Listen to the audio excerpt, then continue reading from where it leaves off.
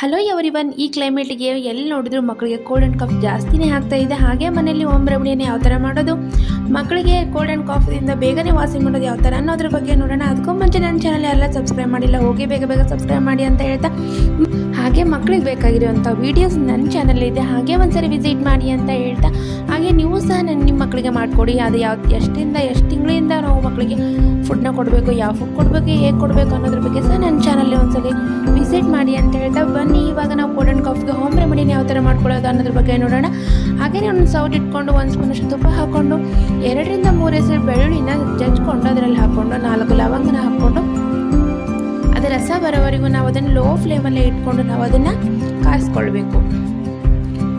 ಇದನ್ನು ನಾವು ಹಂಗಾಲಿಗೆ ಮಕ್ಕಳಿಗೆ ನೈಟ್ ಟೈಮ್ ಮಕ್ಕಳು ನಿದ್ದೆ ಮಾಡುವಾಗ ನಾವು ಇದನ್ನು ಹಚ್ಚಿದರೆ ಒಳ್ಳೆ ರಿಸಲ್ಟ್ ಕೊಡುತ್ತೆ ಅಂತಲೇ ಹೇಳ್ಬೋದು ಮಕ್ಕಳಿಗೆ. ಹಾಗೆ ಬೇಗನೆ ವಾಸಿಯಾಗುತ್ತೆ. ಹಾಗೆ ನಾವು ಇದನ್ನು ಉಗುರು ಬೆಚ್ಚಗಿರುವಾಗಲೇ ನಾವು ಇದನ್ನು ಮಕ್ಕಳಿಗೆ ಹಂಗಾಯಿಗೆ ಮತ್ತು ಹಂಗಾಲಿಗೆ ನಾವು ಇದನ್ನು ಸ್ವಲ್ಪ ಲೈಟಾಗಿ ಸವರಬೇಕು. ಎದೆ ಭಾಗಕ್ಕೆ, ಬೆನ್ನ ಭಾಗಕ್ಕೆ ನಾವು ಇದನ್ನು ಸವರಬೇಕು. ಹಾಗೆ ಮಕ್ಕಳಿಗೆ ಇದು ಒಳ್ಳೆ ರಿಸಲ್ಟ್ ಕೊಡುತ್ತೆ. ಹಾಗೆ ನೀವು ಸಹ ನಿಮ್ಮ ಮಕ್ಕಳಿಗೆ ಕೋಲ್ಡ್ ಆ್ಯಂಡ್ ಕಾಫ್ ಆದರೆ ಈ ಥರ ಮಾಡಿ ಅಂತ ಹೇಳ್ತಾ, thank you for watching. Bye.